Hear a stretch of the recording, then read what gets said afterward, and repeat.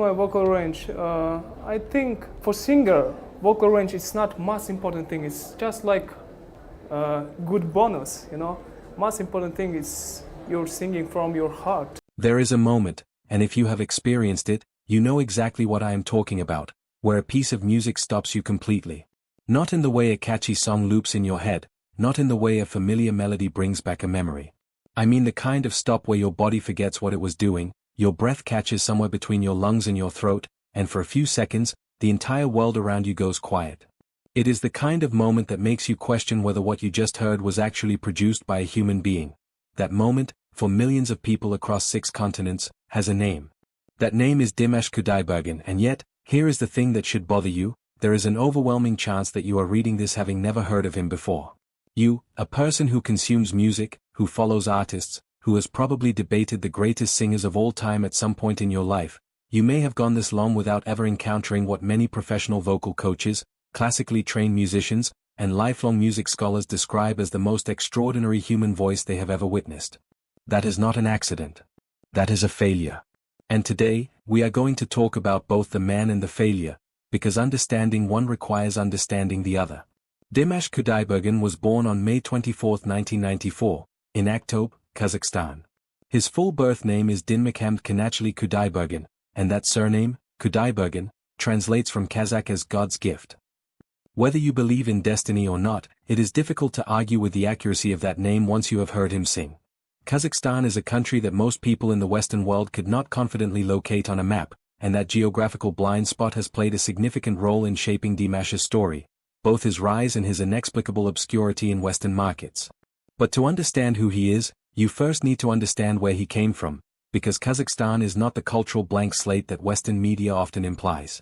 It is a vast nation in Central Asia with centuries of rich musical heritage, a deep tradition of oral storytelling through song, and a classical music culture that was heavily developed during the Soviet era and has continued to flourish since independence. Into this world, Dimash was born to 2 accomplished musicians. His father, Kanat Aitbayev, is a celebrated Kazakh singer and performer. His mother, Svetlana Aitbayeva, is a soprano at the Aktobe Philharmonic Society. Music was not something Dimash discovered, it was the atmosphere he breathed from his very first day.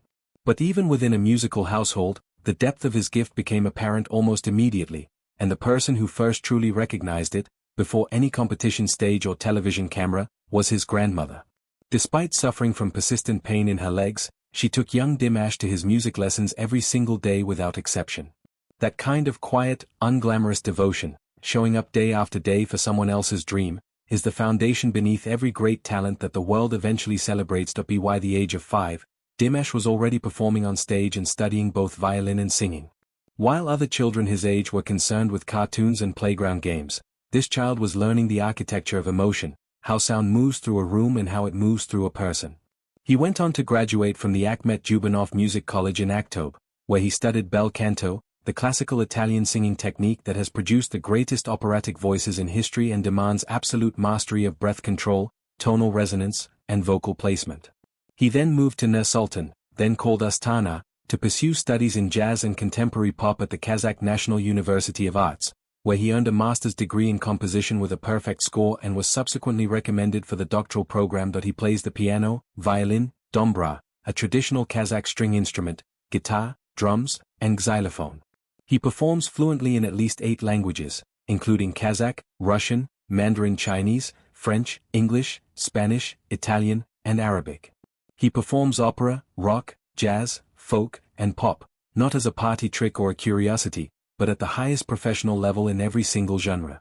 This is a man who was not simply gifted a voice by genetics. He was built, through decades of disciplined study, relentless practice, and genuine intellectual curiosity about music, into something the world had genuinely never quite seen before.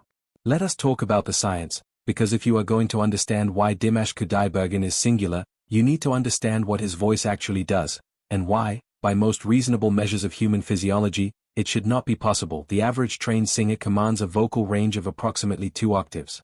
A skilled, seasoned professional might extend that to 2.5 or 3. Mariah Carey, who is rightly celebrated as one of the most technically gifted pop vocalists of her generation and who is famous for her whistle register, has a documented range of approximately 5 octaves, a range so exceptional that it became one of the defining features of her entire legacy and one of the most discussed topics in popular music for 3 decades. Dimash Kudaibergen has a documented vocal range of 6 octaves. Let that number settle for a moment. 6. His lowest recorded note sits in the deep bass register, low enough that most trained men cannot reach it comfortably, in the range that rumbles in the chest and is felt as much as heard. His highest recorded note is AD8, sitting in the whistle register, a pitch that exceeds the ceiling of most trained soprano women, the kind of note that exists at the boundary of what the human ear can fully process as music rather than sound. Between those 2 points lies a span of human vocal ability that has left professional vocal coaches speechless, moved seasoned opera singers to tears, and caused music academics to reach for their measuring tools simply to confirm what their ears were telling them. But here is the critical thing, and this is what separates Dimash from anyone who might simply be described as a vocal oddity or a scientific curiosity. It is not the range that makes him extraordinary. Range alone is a statistic. What Dimash does with that range is where the artistry lives. That he transitions between his bass, tenor, countertenor, alto, and coloratura soprano registers with no audible breaks, no cracks, no gear shifts, no moments of strain or effort. The passages are seamless in a way that vocal coaches describe as essentially impossible without a level of technical mastery that takes decades to develop, and even then, almost no one develops it across the full spectrum that Dimash commands. He has a habit of demonstrating this in live performance, moving from a chest-deep bass that vibrates the floor of the arena all the way up to crystalline whistle register notes within the arc of a single phrase, as if the laws of physiology are simply suggestions that do not apply to him. This has been demonstrated not in studio recordings, not in carefully edited videos, but in live concerts in front of audiences numbering in the tens of thousands. At the Gaku Open Air Festival in Almaty, performing before a crowd of approximately 150,000 people, Dimash hit his upper register notes live and unassisted. 150,000 people. Live. The note was real. The voice was real. Vocal coaches who have analyzed his technique have drawn comparisons to Freddie Mercury for his rock power and theatrical stage presence, to Luciano Pavarotti for the precision and emotional weight of his operatic work, and to Andrea Bocelli for the tenderness and vulnerability he brings to intimate ballads. 3 completely different vocal legends, 3 different paragraphs in the history of music, and all of them are needed to even begin describing what one man does. What Dimash himself has said about this is revealing. He has stated repeatedly, in various interviews, that vocal range is not the most important quality a singer can possess.